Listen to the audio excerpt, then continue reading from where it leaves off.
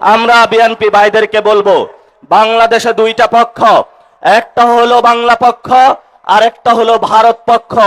আপনারা যদি ভারত পক্ষে গিয়ে থাকেন, বাংলা পক্ষের সাথে আপনাদের কঠিন লড়াই হবে, এবং এই লড়াই যদি আপনাদের আবারই পতন হয়, তাহলে সেই পতনে আমাদের কোনো কিছু করার থাকবে না, কারণ আপনার পতন আপনি নিশ্চিত করছেন।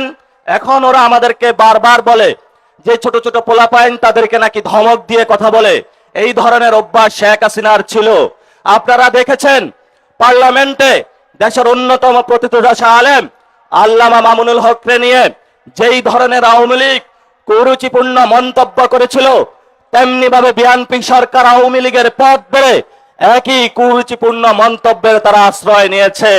এবং সাথে সাথে তারা যে বিষয়টা জঘন্য কর্মকাণ্ড তারা করলো, তারা দেখলো বাংলাদেশে যতদিন আলেম ওলামা থাকবে, বাংলাদেশে যতদিন ইসলামের পক্ষের লোক থাকবে, বাংলাদেশে যতদিন নীতি নৈতিকতার লোক থাকবে, ততদিন তাদের চাঁদাবাজি সন্ত্রাস দুর্নীতি ভারত নীতির তারা বিরোধিতা করতে যাবে। এই জন্য তারা বাংলাদেশের বাংলা পক্ষের শক্তিতে নিবৃত্ত করার জন্য ক্যারেক্টারের আশ্রয় নিয়েছে। যেই পথে তারা আশ্রয় নিয়েছে, এই পথটা ছিল শেখ হাসিনার। এই জন্য আমি তারেক রহমানকে অনুরোধ করব, আপনার বাপ কখনো মুজিববাদী লোক ছিল না, আপনার মা কখনো মুজিববাদী লোক ছিল না, কিন্তু আপনি নব্য করে মুজিববাদের পাহারা হয়েছেন। এই মুজিববাদের পাহারাদার হয়ে যদি বাংলাদেশের জনগণের সামনে আপনি দাঁড়ান, আমরা যারা মুজিববাদের দোষর তাদের সাথে এক সেকেন্ডের জন্য তাদের প্রতি আমরা আঘাতে পরোয়া করব না ইনশাআল্লাহ। প্রিয় সালাউদ্দিন ভাই, আপনি আজকে বললেন আওয়ামী লীগ নাকি একটা মাফিয়া গোষ্ঠী। একটি বিখ্যাত গজল আছে, এ ওলি আল্লাহর বাংলাদেশ, এ শহীদ গাজীর বাংলাদেশ, রহম করুন আল্লাহ, রহম করুন আল্লাহ। এই খুলনার ঐতিহাসিক 11 দলীয় সমাবেশের আজকের সম্মানিত সভাপতি, সম্মানিত প্রধান অতিথি, সম্মানিত 11 দলীয় জোটের নেতৃবৃন্দ এবং খুলনার আনাচে কানাচে থেকে বাংলাদেশের জানবাজ মুজাহিদ ভাইরা যারা আপনারা আজকে এখানে একত্রিত হয়েছেন, এবং পর্দার আড়ালে আমাদের মা এবং বোনেরা যারা শুনছেন, সবাইকে জানাচ্ছি 11 দলীয় জোটের এবং এনসিপির পক্ষ থেকে আন্তরিক মোবারকবাদ। প্রিয় খুলনাবাসী, আজকে শরীরটা অসুস্থ থাকার কারণে হয়তো জোরে কথা বলতে পারবো না, তবে কয়েকটি গুরুত্বপূর্ণ কথা আপনাদের সাথে বলতে চাচ্ছি। প্রথমত, এই স্টেজটা যেটা আছে এটা একটি জনতার সংসদ, সো কল্ড আমাদের যে পার্লামেন্ট রয়েছে, এটা কোনো পার্লামেন্টের কোনো সংসদের জায়গা নয়। আমরা এমন একটা জায়গায় রয়েছি যেখানে জনগণ এবং আমাদের পিছনে এখানে 25 জন এমপি রয়েছেন। এই পার্লামেন্ট এবং জনগণের সীমানার মধ্যে আমরা অবস্থান করে আজকে পার্লামেন্ট মেম্বার এবং জনগণের উদ্দেশ্যে কয়েকটি কথা বলতে চাই। প্রথমত, যেই বৈষম্যের বিরুদ্ধে বাংলাদেশে একটি লড়াকু আন্দোলন হলো, সেই আন্দোলনের অন্যতম উদ্দেশ্য ছিল যে আপনার যে সন্তান আছে সেই সন্তানের বাংলাদেশে একটি চাকরি হবে। আপনি যে আপনার মা বাপের যে সেই হারানো জমিটুকু ছিল বিক্রি করে তার হাতে তুলে দিয়েছিলেন, বাবা তুমি পড়াশোনা করো, তুমি একটি চাকরি করবে, এসে তুমি চাকরি করে আমার হাতে টাকা তুলে দিবে।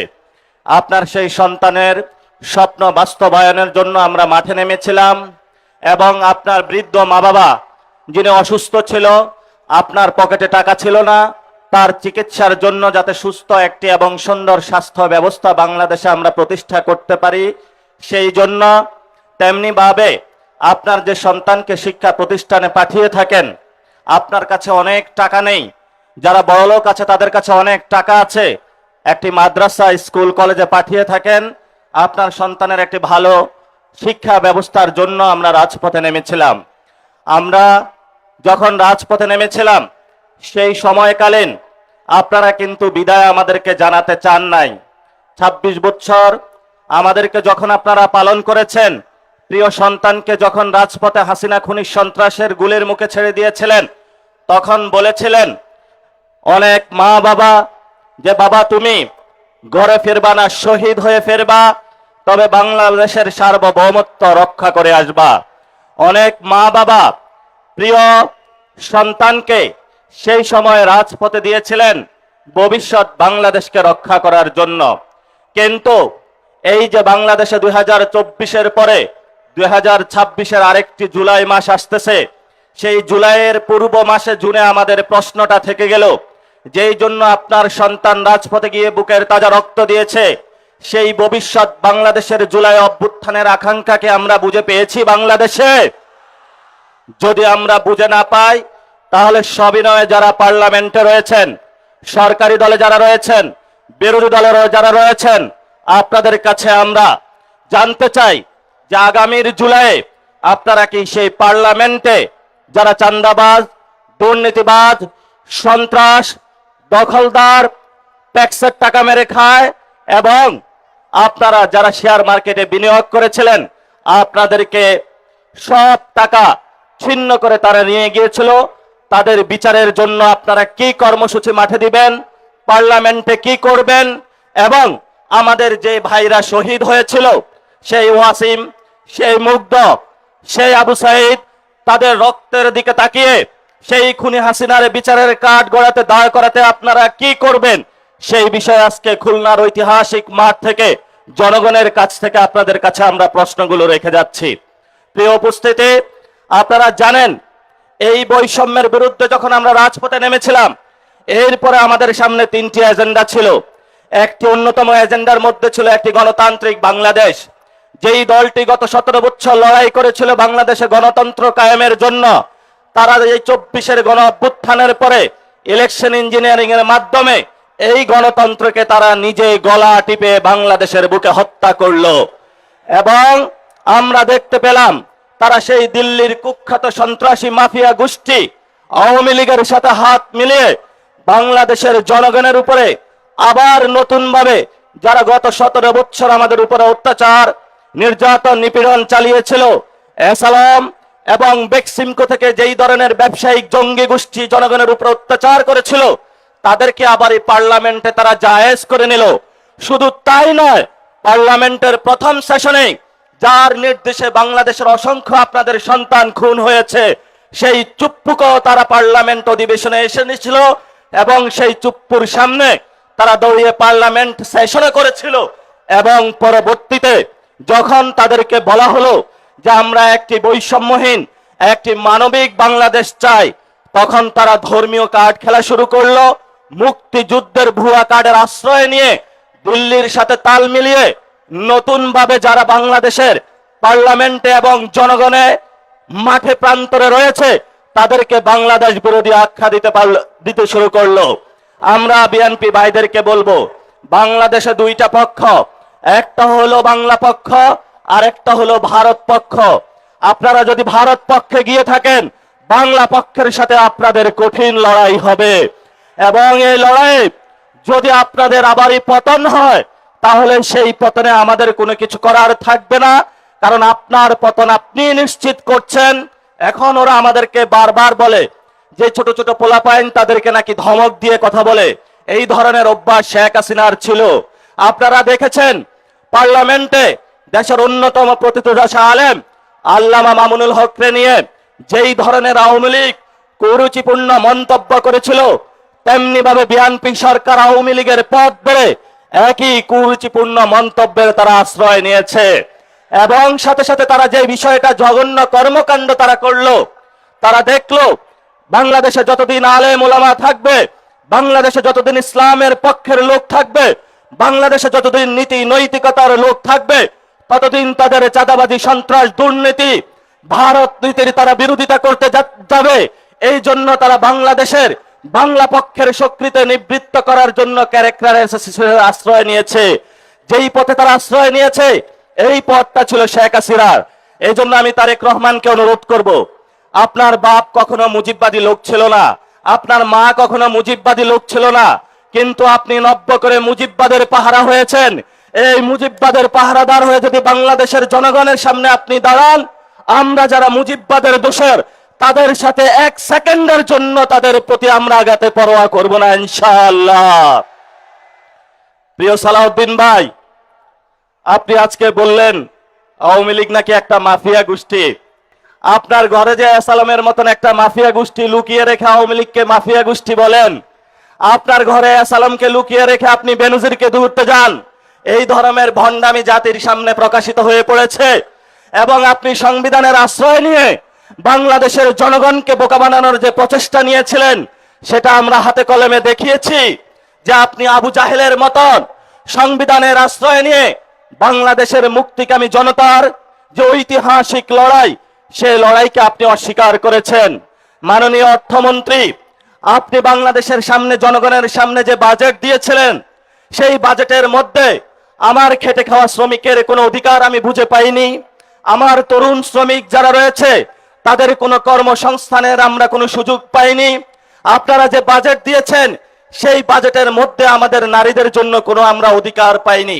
আমরা বাজেট সম্পর্কে স্পষ্ট করেছি এটা দুর্নীতি এবং লুটপাটের একটা বৈধতা উৎপাদনকারী বাজেট, যেই বাজেটকে আমরা ঘৃণাভরে প্রত্যাখ্যান করেছি এবং এই বাজেট নতুন করে টাকা কামানোর ধান্দা যেই গ্যাং ছিল সেই হাওয়া ভবনে, সেই গ্যাং তারা লন্ডনে আশ্রয় গিয়েছে, সেই গ্যাং এখন বাংলাদেশের মানুষের মধ্যে ইন্ডিয়ার সহযোগিতায় এবং আমাদের কতিপয় বিভ্রান্ত সেনাবাহিনীর যুবকদের সহযোগিতায় বাংলাদেশের মানুষের উপরে তারা চাপিয়ে দিয়েছে।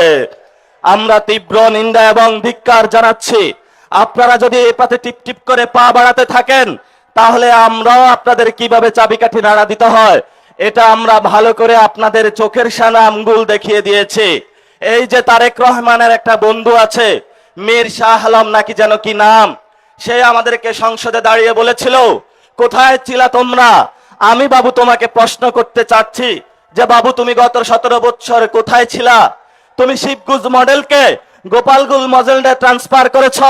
এই ধরনের উশৃঙ্খল যুবক যারা হাওয়া ভবনের বর্তমান সরকারে অংশগ্রহণ করেছে এই উশৃঙ্খল যুবকদের থেকে বাংলাদেশ রক্ষা করতে হবে।